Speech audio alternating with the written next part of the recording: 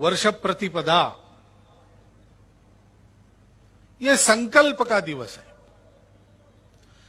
संकल्प करना और प्राणपण से उसके लिए प्रयास कर उसको सफल करना।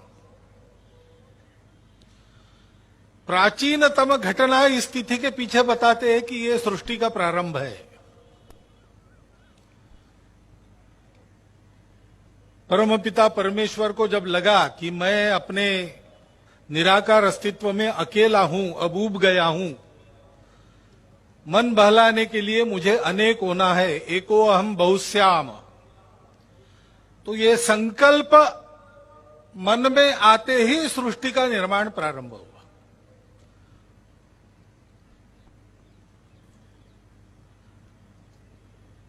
ईश्वरीय गुणों की पराकाष्ठा जिसमें है वो स्वयं ईश्वर ही है, तो उसके संकल्प मात्र में इतनी शक्ति है कि संकल्प का उदय होते ही वो पूर्णता फलित भी हो गया। जब सृष्टि के स्तर पर वो उतरता है, प्रत्येक मानव में अपना अंश मात्र रखकर उस मानव को सृष्टि में खेलने के लिए छोड़ देता है, तो मानव तो ईश्वर का पूर्ण रूप नहीं है। ईश्वर की अभिव्यक्ति कम अधिक होती है प्रत्येक मानव में से। उसकी अपनी शक्ति के अनुसार उसके संकल्प का फल उसको तुरंत या बाद में मिलता है।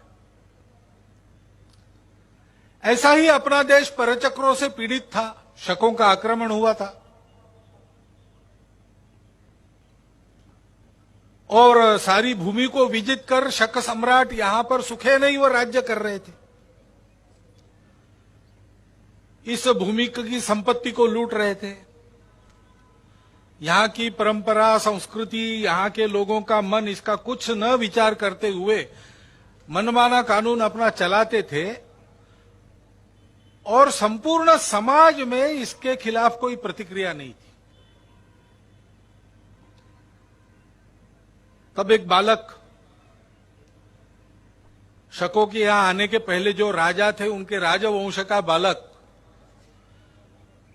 शक सम्राटों की उस अत्याचारी गुलामी से भयभीत होकर उसको छुपाया गया था मिट्टी का काम करने वाले, घड़े बनाने वाले कुम्हारों के घर में।